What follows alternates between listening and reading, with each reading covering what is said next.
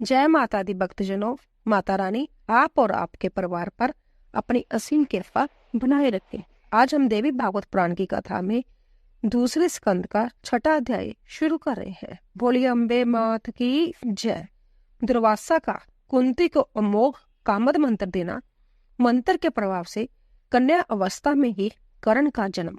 कुंती का राजा पांडु से विवाह। शाप के कारण पांडु का संतान उत्पादन में असमर्थ होना। मंत्र प्रयोग से कुंती और माद्री का पुत्रवती होना। पांडु की मृत्यु और 5 पुत्रों को लेकर कुंती का हस्तिनापुर आना। सूत जी बोले, इस प्रकार उन शांतनु ने सत्यावती से विवाह कर लिया। उसको चिंत्रागंत और वचित्र वीर्य नामक 2 पुत्र उत्पन्न हुए और कालवश वे दोनों मृत्यु को भी प्राप्त हो गए। पुण्य व्यास जी के तेज से धृतराष्ट्र उत्पन्न हुए, जो जन्म से ही अंधे थे, क्योंकि मुनि को देखकर उस स्त्री ने अपने नेत्र बंद कर लिए थे। फिर छोटी रानी व्यास जी को देखकर पीली पड़ गई, जिससे व्यास जी के कोप के कारण उससे पीत वर्ण पांडु का जन्म हुआ, इसमें संदेह नहीं है। निपुण दासी ने व्यास जी को संतुष्ट किया, जिसके परिणाम स्वरूप धर्म के अंश सत्यावाती तथा पवित्र विचार वाले विदुर उत्पन्न हुए। बड़े होने पर भी अंधे होने के कारण धृतराष्ट्र को राज्य नहीं दिया गया और छोटे होते हुए भी पांडु को ही मंत्रियों ने राज सिंहासन पर अभिषेक किया। विषम की सम्मति से ही महाबली पांडु को राज्य प्राप्त हुआ तथा प्रताप्य संपन्न विदुर जी मंत्र के कार्य में नियुक्त किए गए। धृतराष्ट्र की 2 स्त्रियां थी। उनमें पहली सुबल पुत्री गंधारी कही गई है और दूसरी एक वेश्या पुत्री थी, जो गृह कार्यों में प्रतिष्ठित की गई थी। वेदवादी विद्वानों ने पांडु की भी 2 पत्नियां बताई है, एक शूरसेन की पुत्री कुंती और दूसरी माद्रिया देश की राजकुमारी माद्री।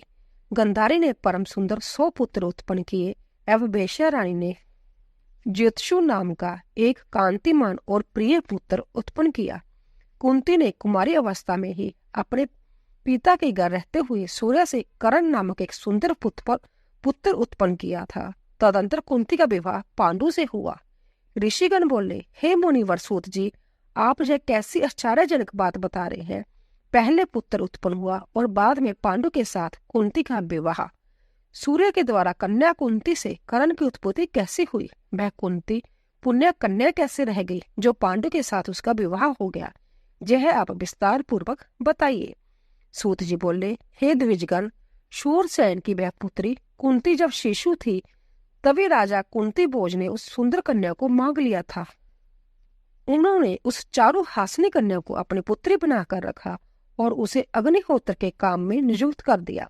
एक बार महर्षि दुर्वासा वहां आ पहुंचे और चातुर्मास के लिए वहीं रहने लगे।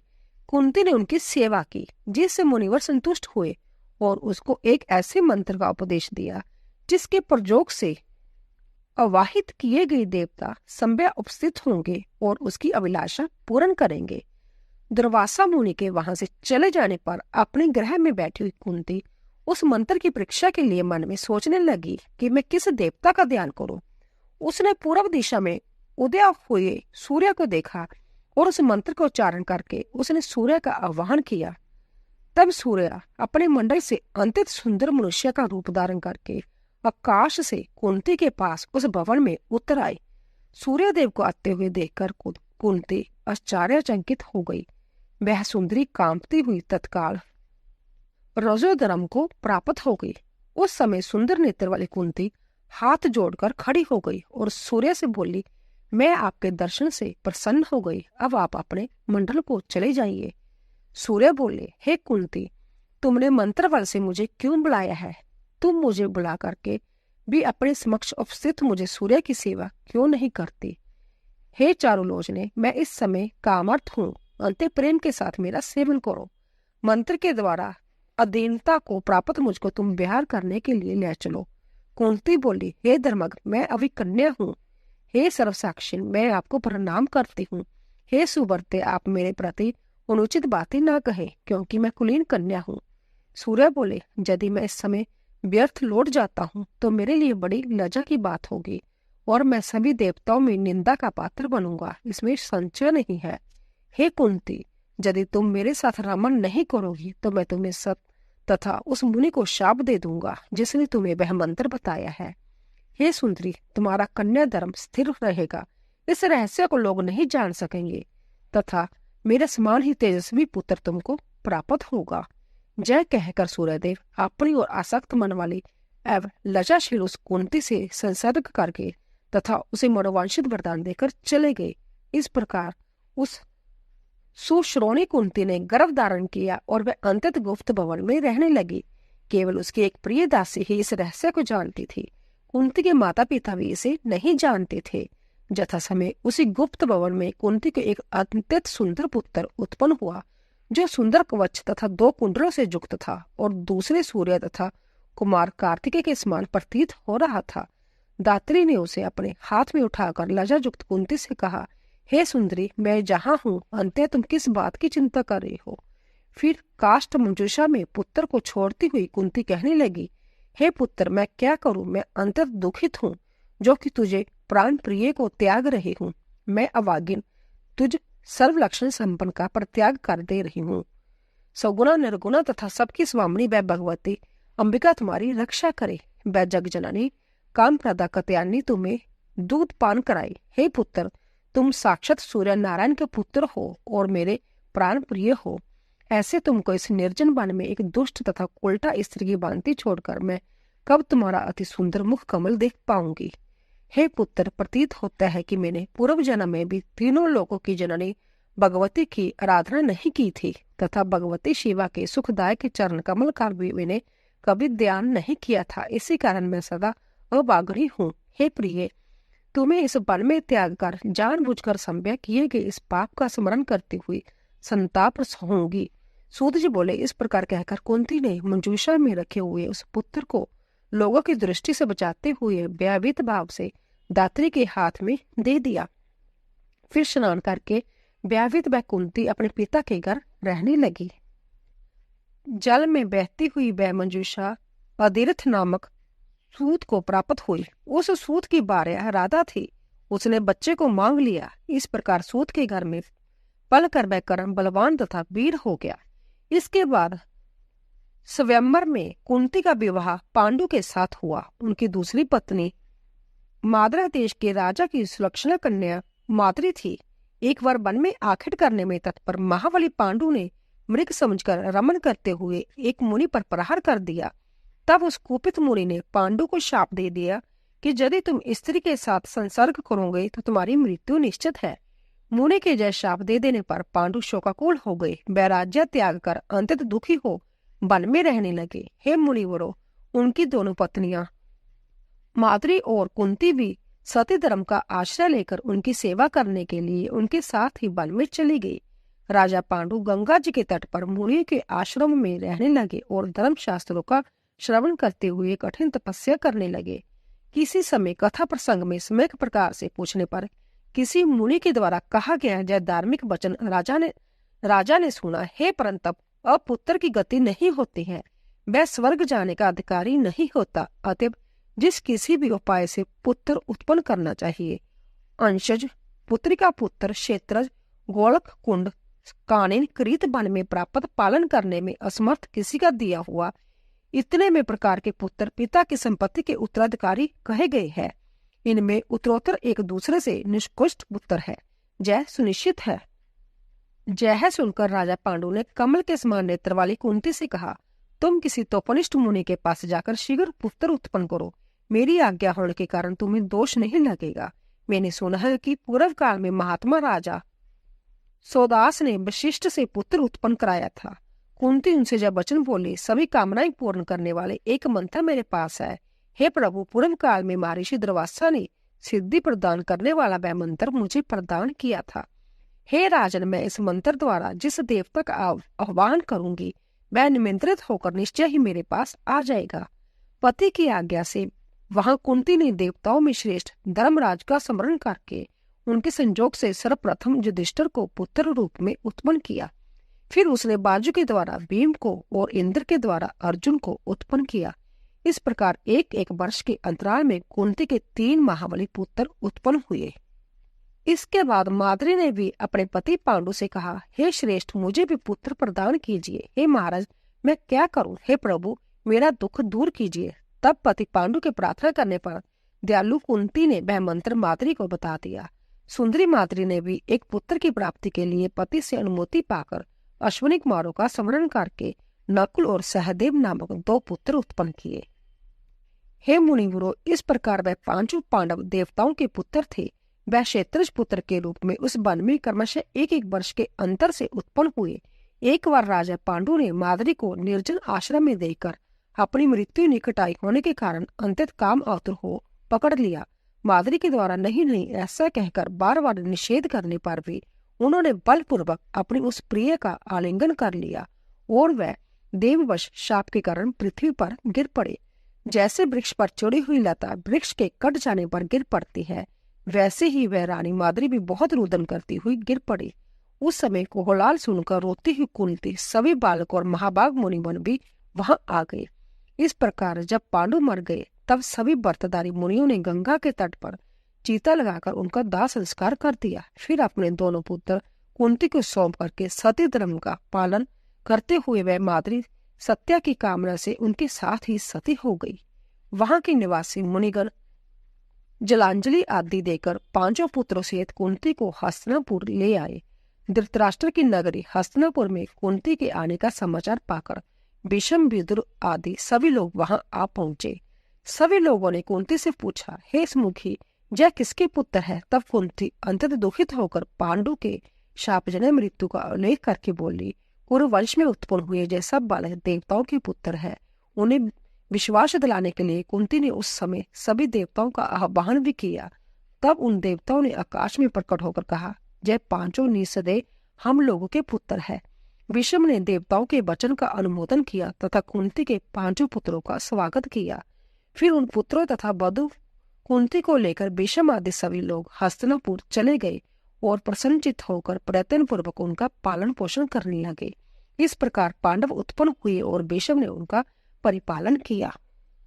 इसी तरह 6वां अध्याय पूरा हुआ। 7वां अध्याय धृतराष्ट्र का युधिष्ठिर से दुर्योधन के पिंडदान हेतु धन मांगना, भीमसेन का प्रतिरोध, धृतराष्ट्र, गंधारी, कुंती, विदुर और संजय का वन के लिए प्रस्थान, वनवासी धृतराष्ट्र तथा माता कुंती से मिलने के लिए युधिष्ठिर का भाइयों के साथ वनगमन, विदुर का महाप्रयाण, धृतराष्ट्र सहित पांडवों का व्यास जी के आश्रम पर आना, देवी की कृपा से व्यास जी द्वारा महाभारत युद्ध में मरे कौरव पांडवों के परिजनों का बुला देना। सूत जी बोले, हे मुनिगण, माननीय द्रौपदी उन 5 पांडवों की पतिव्रता पत्नी थी। उन द्रौपदी को अत्यंत सुंदर 5 पुत्र उन पतियों से उत्पन्न हुए। अर्जुन की एक दूसरी सुंदर पत्नी श्री कृष्ण की बहन सुभद्रा थी, जिन्हें अर्जुन ने पूर्व काल में भगवान श्री कृष्ण की अनुमति से हर लिया था। उन्हीं सुभद्रा के गर्भ से महान वीर अभिमन्यु का जन्म हुआ था। वह संग्राम भूमि में मारा गया था। उसी युद्ध में द्रौपदी के 5 पुत्र भी मारे गए थे। वीर अभिमन्यु की श्रेष्ठ तथा अत्यंत सुंदर पत्नी महाराज विराट की पुत्री उत्तरा थी। महाभारत के युद्ध में कुरुकुल का नाश हो जाने पर उसने एक पुत्र उत्पन्न किया था। वह द्रोण पुत्र अश्वत्थामा की बाण अग्नि से पहले गर्भ में ही मर गया था, किंतु बाद में भगवान श्री कृष्ण ने अश्वत्थामा की बाण अग्नि से निर्दग्ध अपने भांजे के पुत्र को अपने प्रताप से पुण्य जीवित कर दिया था। कुरुवंश के समाप्त होने पर वह श्रेष्ठ पुत्र उत्पन्न हुआ था, इसीलिए वह बालक परीक्षित नाम से पृथ्वी तल पर प्रसिद्ध हुआ। अपने 100 पुत्रों के मारे जाने पर अत्यंत दुखित राजा धृतराष्ट्र भीम के बागबानों से संतप्त रहते हुए अब पांडवों के राज्य में रहने लगे। वैसे ही गंधारी भी अत्यंत दुखी होकर जीवन यापन करने लगी। दुखित युधिष्ठिर दिन रात उन दोनों की सेवा करने लगे। महान धर्मात्मा विदुर युधिष्ठिर की अनुमति से अपने भाई धृतराष्ट्र के पास में ही रहते थे और वह उन प्रज्ञा चक्षु को समझाते बुझाते रहते थे। धर्मपुत्र धर्मात्मा युधिष्ठिर भी अपने पिता तुल्य धृतराष्ट्र के पुत्र शोक जनित दुख को विस्मृत कराते हुए उनकी सेवा करने लगे। जिस किसी भी प्रकार जय वृद्ध धृतराष्ट्र सुन ले, जय ध्यान में रखकर भीम अत्यंत क्रोधित होकर अपने वचन रूपी बाणों से उन पर सर्वदा प्रहार किया करते थे। वहां उपस्थित लोगों को सुना सुनाकर भीम कहा करते थे कि मैंने इस दुष्ट अंधे के सभी पुत्रों को रणभूमि में मार डाला और दुशासन के हृदय का रक्त जी भर के पी लिया। अब यह अंधा निर्लज होकर मेरे दिए हुए पिंड को कौओं एवं कुत्तों की भांति खाता है। अब तो यह व्यर्थ ही जीवन बिता रहा है। भीम इस प्रकार की कठोर बातें प्रतिदिन उन्हें सुनाते थे, परंतु धर्मात्मा युधिष्ठिर यह कहते हुए धृतराष्ट्र को धैर्य प्रदान करते थे कि यह भीम मूर्ख है। इस प्रकार उस दुखी धृतराष्ट्र ने 18 वर्ष तक वहां रहकर धर्मपुत्र युधिष्ठिर से वन में जाने की इच्छा प्रकट की। महाराज धृतराष्ट्र ने धर्मपुत्र युधिष्ठिर से यह भी प्रार्थना की, अब मैं अपने पुत्रों के लिए विधि पूर्वक पिंडदान करूंगा। यद्यपि भीम ने सभी का धर्म दैहिक कर्म कर दिया था, किंतु पूर्व बैर का स्मरण करते हुए उन्होंने मेरे पुत्रों का नहीं किया है। अंततः यदि आप मुझे कुछ धन दे दे तो मैं अपने पुत्रों का विदुर एकांत में पवित्र आत्मा धर्मपुत्र युधिष्ठिर से जब ऐसा कहा, तब उन्होंने धन आर्थी धृतराष्ट्र को धन देने का निश्चय कर लिया। राजा युधिष्ठिर ने परिवार के सभी जनों को बुलाकर कहा, हे महाभाग, मैं कौरवों का श्राद्ध करने के इच्छुक ज्येष्ठ पिता को धन प्रदान करूंगा। महातेजस्वी ज्येष्ठ भ्राता युधिष्ठिर का वचन सुनकर बाजूपुत्र महाबली भीम ने अत्यंत क्रोधित होकर कहा, हे महाभाग, दुर्योधन के कल्याण के लिए राजकोष का धन क्यों दिया जाए? इससे अंधे धृतराष्ट्र को भी सुख मिलेगा। इससे बड़ी मूर्खता और क्या होगी? आपकी दूषित मंत्रणा के एक फलस्वरूप ही हम लोगों ने वनवास का कठोर कष्ट सहा। दुरात्मा दुशासन महारानी द्रौपदी को अपमान पूर्वक सभा में खींच लाया। हे सुवर्त्य, आपकी कृपा से ही हम लोगों को विराट राजा के घर रहना पड़ा था तथा हम अमित पराक्रम वालों को मत्स्य देश के राजा की दास्ता करनी पड़ी थी। हम सब में ज्येष्ठ आप यदि जुआ न खेलते तो हम लोगों की दुर्गति क्यों होती?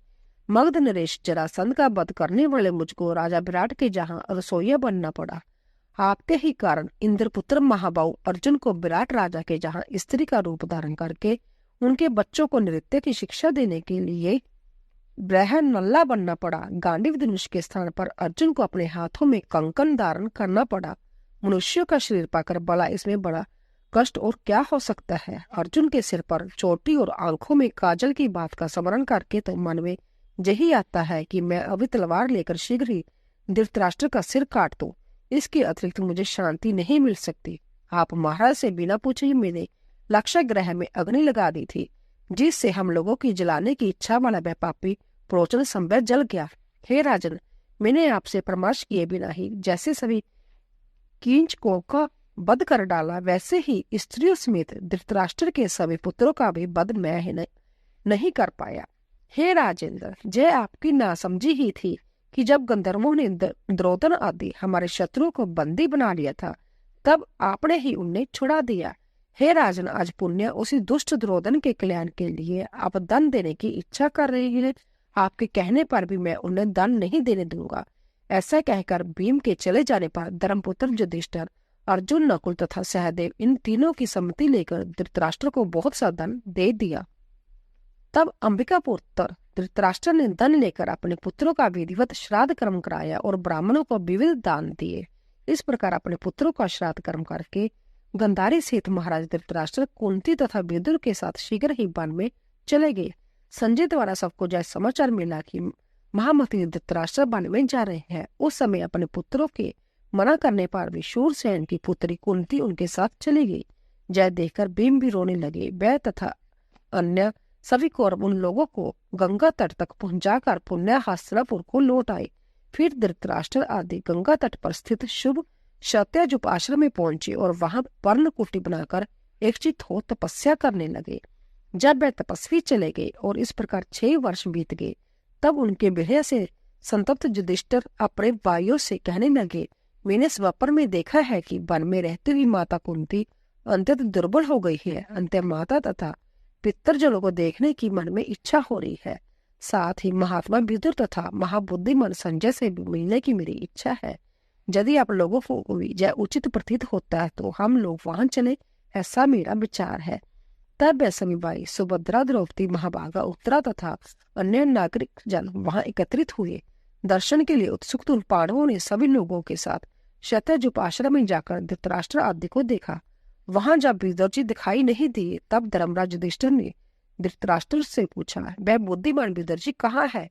तब अंबिका पुत्र धृतराष्ट्र ने उनसे कहा, विदुर तो विरक्त एवं निष्काम होकर तथा सब कुछ त्याग कर कहीं एकांत में रहते हुए अंत्यकरण में परमात्मा का ध्यान कर रहे होंगे।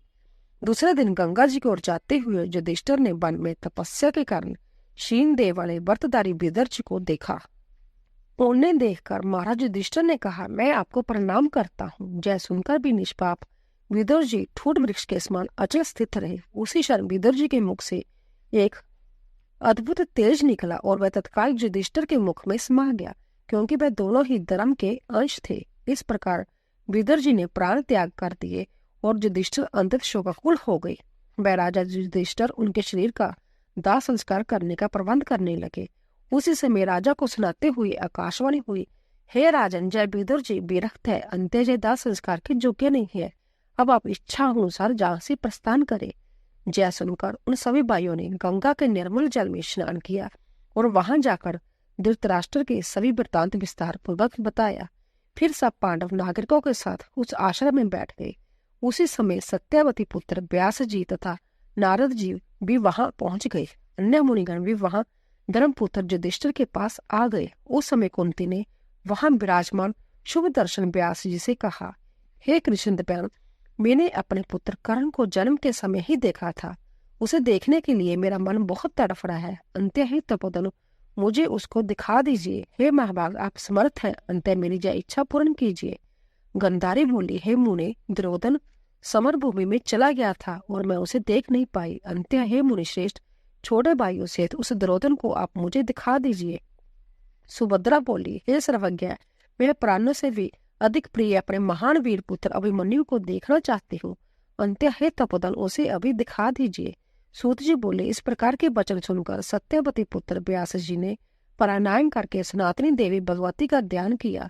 तब सायंकाल आने पर मुनि श्रेष्ठ व्यास जी युधिष्ठिर आदि सभी जनों को गंगा जी के तट पर बुलाकर पुण्य नदी गंगा के पवित्र जल में स्नान करके प्रकृति स्वरूपणी परम पुरुष को प्रसन्न करने वाले सुगुण निर्गुण रूपा देवताओं की देवी ब्रह्म स्वरूपणी उन मणि दीप निवासिनी भगवती की स्तुति करने लगे। हे देवी, जब ब्रह्मा विष्णु शंकर इंद्र वरुण कुबेर जम तथा अग्नि जब कोई भी नहीं है, उस समय भी आपकी सत्ता थी। ऐसी उन आपको मैं नमस्कार करता हूँ। जिस समय जल वायु पृथ्वी आकाश तथा उनके रस आदि गुण समस्त इंद्रियां अहंकार मन बुद्धि सूर्य तथा चंद्रमा जय कोई भी नहीं थे, तब भी आप विद्यमान थी। ऐसी उन आपको मैं प्रणाम करता हूँ। इस जीवलोक को अपने चित्त में समाहित करके सत्व रजतम आदि गुणों सहित लिंग कोश को समाधि की अवस्था में पहुंच जाकर जब आप कल्प पर्यंत स्वतंत्र होकर विहार करती हैं, तब विवेक प्राप्त पुरुष भी आपको जानने में समर्थ नहीं होता। हे माता, जय लोग मृत व्यक्तियों के पुण्य दर्शन के लिए मुझसे प्रार्थना कर रहे हैं, किंतु मैं ऐसा करने में समर्थ नहीं हूँ, अतः आप इन्हें मृत व्यक्तियों को शीघ्र ही दिखा दे। सूत जी बोले, व्यास जी के द्वारा इस प्रकार स्तुति किए जाने पर महामाया श्री भुवनेश्वरी देवी ने समस्त मृत राजाओं को स्वर्ग से बुलाकर दिखा दिया। कुंती, गंधारी, सुभद्रा, विराट पुत्री उत्तरा एवं सभी पांडव वापिस आए हुए सब जनों को देखकर प्रसन्न हो गए। तदंतर अपरिमित तेज वाले व्यास जी ने महामाया देवी का स्मरण करके इंद्रजाल की भांति प्रकट हुई उन सबको पुण्य लौटा दिया। फिर धृतराष्ट्र आदि तापसों से आज्ञा लेकर सभी पांडव तथा मुनिजन वहां से चल दिए। राजा युधिष्ठिर भी मार्ग में व्यास जी की चर्चा करते हुए हस्तिनापुर आ गए। धृतराष्ट्र आदि का दावा अग्नि में जल जाना, प्रवास क्षेत्र में जादवों का परस्पर युद्ध और संहार, कृष्ण और बलराम का परम धाम गमन, परीक्षित को राजा बनाकर पांडवों का हिमालय पर्वत पर जाना, परीक्षित को शाप की प्राप्ति, परमदारा और रुरु का वृत्तांत। सूत जी बोले, वहां से पांडवों के प्रस्थित होने के तीसरे दिन उस वन में लगी दावा अग्नि में कुंती एवं गंधारी सहित राजा धृतराष्ट्र दग्ध हो गए। संजय पहले ही धृतराष्ट्र को छोड़कर तीर्थ यात्रा के लिए चले गए थे। नारद जी से जय वृत्तांत सुनकर राजा युधिष्ठिर अत्यंत दुखी हुए। कौरवों के विनाश के 36 वर्ष बीतने पर विप्र शाप के प्रभाव से सभी यादव प्रवास क्षेत्र में नष्ट हो गए। वह सभी यादव मदिरा पीकर मतवाले हो गए और आपस में लड़कर बलराम तथा श्री कृष्ण के देखते देखते मृत्यु को प्राप्त हो गए। तदंतर बलराम जी ने योग क्रिया द्वारा शरीर का त्याग किया और कमल के समान नेत्र वाले भगवान श्री कृष्ण ने शाप की मर्यादा रखते हुए एक बेहलिए के बाण से आहत होकर महाप्रयाण किया। इसके पश्चात जब वसुदेव जी ने श्री कृष्ण का शरीर त्याग का समाचार सुना तो उन्होंने अपने चित्त में श्री भुवनेश्वरी देवी का ध्यान करके अपने पवित्र प्राणों का परित्याग कर दिया। फिर अत्यंत शोक संतप्त अर्जुन ने प्रवास क्षेत्र में पहुंचकर सभी का यथोचित अंतिम संस्कार संपन्न किया। भगवान श्री कृष्ण का शरीर खोजकर और लकड़ी जुटाकर अर्जुन ने 8 पटरानियों के साथ उनका दाह संस्कार किया। तदंतर रेवती के साथ बलराम जी के मृत शरीर का दाह संस्कार करके अर्जुन ने द्वारकापुरी पहुंचकर उस नगरी से नागरिकों को बाहर निकाला। फिर कुछ ही क्षणों में भगवान श्री कृष्ण की वह द्वारकापुरी समुद्र में डूब गई, किंतु अर्जुन सभी लोगों को साथ लेकर बाहर निकल गए थे। मार्ग में चोरों और भीलों ने श्री कृष्ण की पत्नियों को लूट लिया और समस्त धन छीन लिया। उस समय अर्जुन तेजहीन हो गए। तदंतर अपरिमित तेज से संपन्न अर्जुन ने इंद्रप्रस्थ पहुंचकर अनिरुद्ध के वज्र नामक पुत्र को राजा बनाया। अर्जुन ने अपने तेजहीन होने का दुख व्यास जी से निवेदित किया, जिस पर व्यास जी ने उस महारथी अर्जुन से कहा, हे महामते, जब भगवान श्री कृष्ण और आपका पुण्य अवतार होगा तब उस युग में आपका तेज पुण्य अंतित उग्र हो जाएगा। उनका जय वचन सुनकर अर्जुन वहां से हस्तिनापुर चले गए। वहां पर अंतित दुखी होकर अर्जुन ने धर्मराज युधिष्ठिर से समस्त वृत्तांत कहा। श्री कृष्ण के देह त्याग एवं जादवों के विनाश का समाचार सुनकर राजा युधिष्ठिर ने हिमालय की ओर जाने का निश्चय कर लिया। इसके बाद 36 वर्षीय उत्तरापुत्र परीक्षित को राज्य शासन पर प्रतिष्ठित करके वह राजा युधिष्ठिर द्रौपदी तथा भाइयों के साथ वन की ओर निकल गए। इस प्रकार 36 वर्ष की अवधि तक हस्तिनापुर में राज्य करके द्रौपदी तथा कुंती पुत्रों इन छोरों ने हिमालय पर्वत पर जाकर प्राण त्याग दिए। इधर धर्मनिष्ठ राज ऋषि परीक्षित ने भी आलस्य रहित भाव से 60 वर्षों तक संपूर्ण प्रजा का पालन किया। वह एक बार आखिर हेतु एक विशाल जंगल में गए। अपने बाण से खोजते खोजते मध्यकाल में उत्तरापुत्र राजा परीक्षित भूख प्यास तथा थकान से व्याकुल हो गए। धूप से पीड़ित राजा ने समीप में ही एक ध्यान मगन मुनि को विराजमान देखा और प्यास से व्याकुल उन्होंने मुनि से जल मांगा।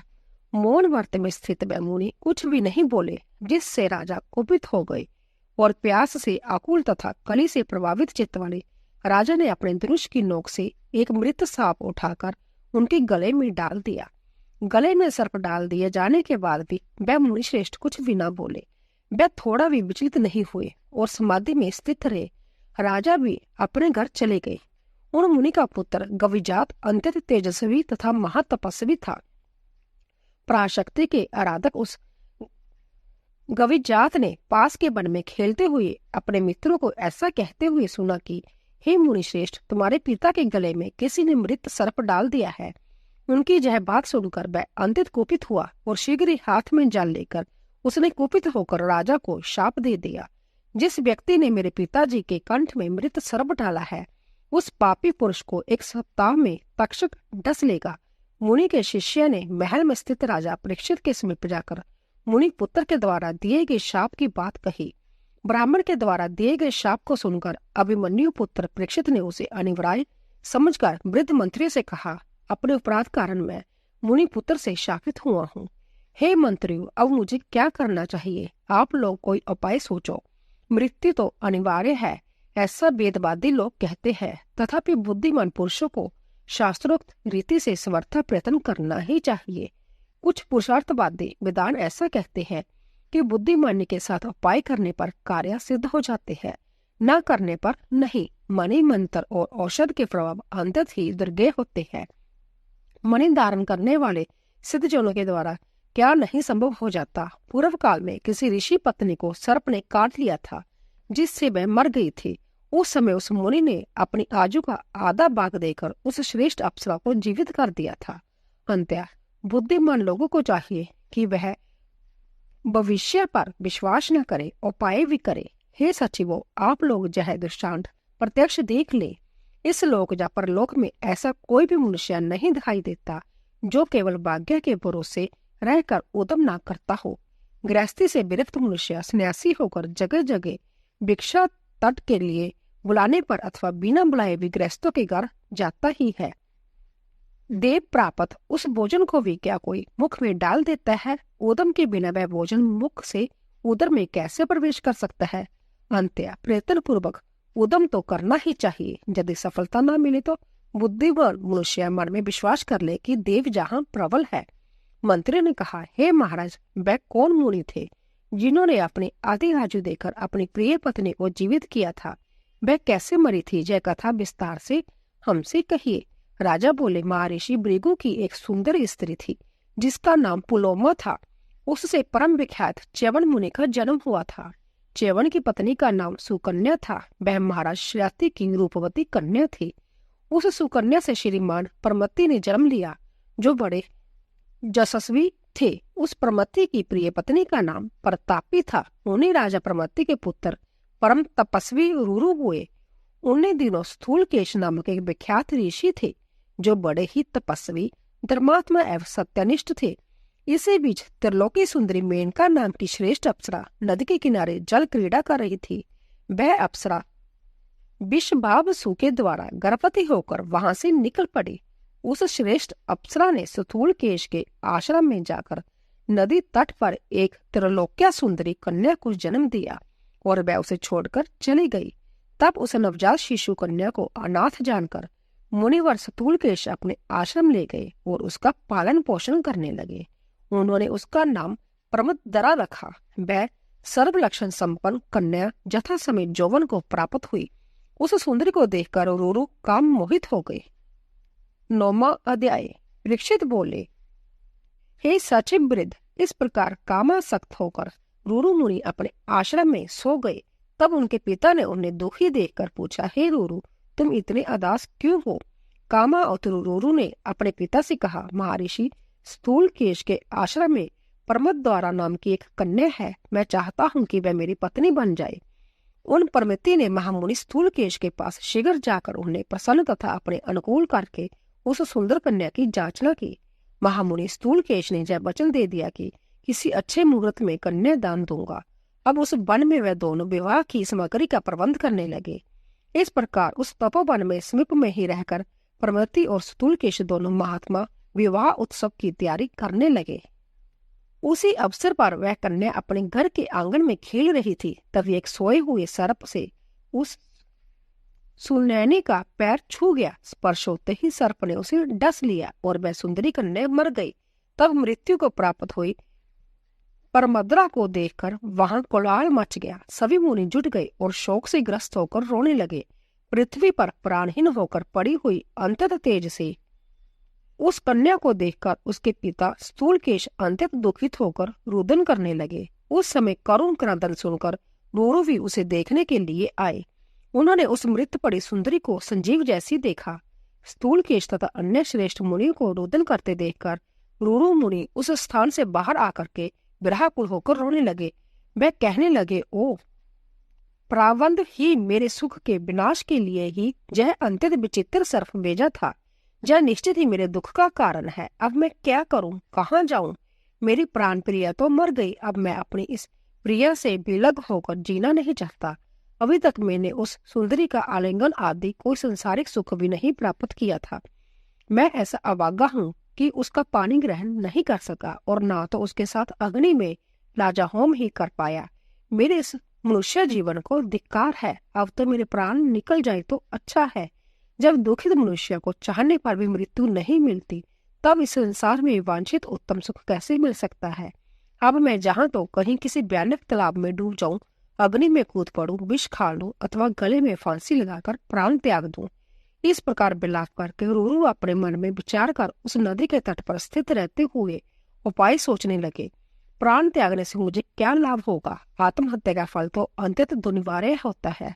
मेरी मृत्यु सुनकर पिताजी दुखी होंगे, माताजी को भी महान कष्ट होगा। हाँ, हो सकता है कि मुझे मरा हुआ देखकर प्रबंध संतुष्ट हो जाए। मेरे मर जाने पर मेरे सभी शत्रु भी प्रसन्न होंगे, इसमें संदेह नहीं है। किंतु इससे परलोक में मेरी प्रिय का क्या उपकार होगा? इस प्रकार ब्रह से संतप्त होकर आत्महत्या करके मेरे मर जाने पर भी परलोक में मुझे आत्मघाती को मेरी वह प्रिया नहीं मिलेगी। इसीलिए मेरे मरने में बहुत दोष है और ना मरने पर मुझे कोई दोष नहीं होगा। ऐसा सोचकर रुरु स्नान तथा आचमन करके पवित्र होकर वहीं पर बैठ गए। इसके बाद उन मुनि ने हाथ में जल लेकर जय वचन कहा, यदि मेरे द्वारा देवाराधन आदि कुछ भी पुण्य कर्म संपादित किया गया हो, यदि मैंने श्रद्धा पूर्वक गुरुओं की पूजा की हो, हवन जप एवं तप किया हो, समस्त वेदों का अध्ययन किया हो, गायत्री की उपासना की हो और सूर्य की आराधना की हो, तो उस पुण्य के प्रभाव से मेरी प्रिया जीवित हो जाए। यदि मेरी प्रिया जीवित नहीं होगी तो मैं प्राण त्याग दूंगा। ऐसा कहकर देवताओं का ध्यान करके उन्होंने वह जल जमीन पर छोड़ दिया। राजा बोले, तदंतर इस प्रकार अपनी वार्या के लिए विलाप कर रहे उन दुखित रूरू के पास एक देवदूत आकर जय वाक्य बोला। देवदूत बोला, हे ब्राह्मण, ऐसा साहस मत कीजिए। आपकी मरी हुई प्रियतमा भला कैसे जीवित हो सकेगी? गंधर्व और अप्सरा की इस सुंदर कन्या की आयु समाप्त हो चुकी थी, जिससे जय अविवाहिता ही मर गई। अंत्य अब आप किसी अन्य शुभ अंगों वाली कन्या का वरण कर लीजिए। हे हतबुद्धि, आप क्यों रो रहे हैं? इसके साथ आपका कैसा प्रेम है? रूरू बोले, हे देवदूत, मैं किसी अन्य सुंदरी का वर्ण नहीं करूंगा। यदि यह जीवित हो जाती है तो ठीक है, अन्यथा मैं इसी समय अपने प्राण त्याग दूंगा। राजा बोले, उन मुनि का जय हट देखकर देवदूत ने प्रसन्न होकर तथ्यपूर्ण सत्य तथा मनोहर वचन कहा, हे विपेंद्र, देवताओं के द्वारा इसका पूर्व विहित उपाय मुझसे सुनिए। आप अपनी आजू का आधा भाग देकर अपनी प्रमद्रा को शीघ्र ही जीवित कर लीजिए। रूरू बोले, मैं निसंदेह अपनी आजू का आधा भाग इस कन्या को दे रहा हूँ। अब मेरी प्रियतमा के प्राण वापस आ जाए। और जय उठकर बैठ जाए। उसी समय विश्वावसु अपनी पुत्री प्रमद्रा की मृत्यु जान करके स्वर्ग लोक में विमान द्वारा शीघ्र ही वहां आ गए। फिर गंधर्वराज विश्वावसु तथा उस श्रेष्ठ देवदूत ने धर्मराज के पास पहुंचकर जय वचन कहा, हे धर्मराज, रूरू की पत्नी तथा विश्वावसु की पुत्री इस प्रमद्रा नामक कन्या की सर्पदंश के कारण उस समय मृत्यु हो गई है। हे सूर्यतन्या, इसके वियोग में मरण के लिए उदत मुनि रूरू की आदि आयु तथा उनकी तपस्या के प्रभाव से यह कोमलांगी जीवित हो जाए। धर्मराज ने कहा, हे देवदूत, यदि तुम ऐसा चाहते हो तो उसकी आदि आयु से विश्वावसु की जय कन्या जीवित होकर उठ जाए और तुम जाकर इसे रूरू को समर्पित कर दो। राजा बोले, धर्मराज के ऐसा कहने पर देवदूत ने जाकर प्रमद्रा को जीवित करके शीघ्र ही रूरू को समर्पित कर दिया और रूरू ने किसी शुभ दिन उसके साथ विधान पूर्वक विवाह कर लिया। इस प्रकार उपाय का आश्रय लेकर मृत प्रमद्रा को भी जीवित कर लिया गया था। अंत्य मणि मंत्र तथा औषधि के विधिवत प्रयोग द्वारा प्राण रक्षा के लिए शास्त्र समस्त उपाय अवश्य किया जाना चाहिए। मंत्री से जय कहकर उत्तम रक्षों की व्यवस्था करके एक 7 तल वाला उत्तम राजभवन बनाकर उसी क्षण उत्तरापुत्र परीक्षित अपने मंत्री के साथ उस पर चढ़ गए। उस भवन की सम्यक सुरक्षा के लिए मणि मंत्रधारी वीरों को नियुक्त किया गया और इसके बाद राजा ने गोरखमुख मुनि को गविजात के पास उन्हें प्रसन्न करने के उद्देश्य से भेजा और कहलाया कि मुझ सेवक का अपराध वह बार बार क्षमा करे। फिर राजा ने मंत्र प्रयोग में निपुण ब्राह्मणों को रक्षा कार्य के निमित्त चारों ओर नियुक्त कर दिया। एक मंत्री पुत्र वहां नियुक्त किया गया, जिसने महल के चारों ओर हाथियों का घेरा स्थापित कराया ताकि विशेष रूप से रक्षित उस महल पर कोई चढ़ न सके। महल के भीतर बाजू का भी संचरण नहीं हो पाता था, क्योंकि उसका प्रवेश सर्वथा वर्जित था। राजा वहीं स्थित रहकर भोजन आदि करने लगे। वहीं पर रहते हुए स्नान एवं संध्या आदि कार्यों से निर्वृत्त होकर राजा मंत्रियों से मंत्रणा करते हुए तथा शाप के दिन गिनते हुए समस्त राजा कार्यों में संचालित करते थे। इसी बीच किसी कच्छप नामक मंत्र विशेषक ब्राह्मण ने सुना कि राजा परीक्षित को सर्प द्वारा काटे जाने का श्राप प्राप्त हुआ है। उस धन अभिलाषी ब्राह्मण श्रेष्ठ कच्छप ने विचार किया कि मुनि के द्वारा शापित राजा इस समय जहाँ रह रहे हैं, मैं वहीं पर जाऊंगा। ऐसा निश्चय करके मंत्रक विधान तथा धन अभिलाषी व कच्छप नामक मुनि श्रेष्ठ विप्र अपने घर से निकलकर रास्ते पर चल पड़ा। तो दोस्तों, इसी तरह 9वां अध्याय पूरा हुआ। बोलिए अम्बे मात की जय। दोस्तों, अगर आपको हमारी कथा पसंद आ रही हो, प्लीज कमेंट बॉक्स में जय माता दी अवश्य लिखें। आप सभी का धन्यवाद।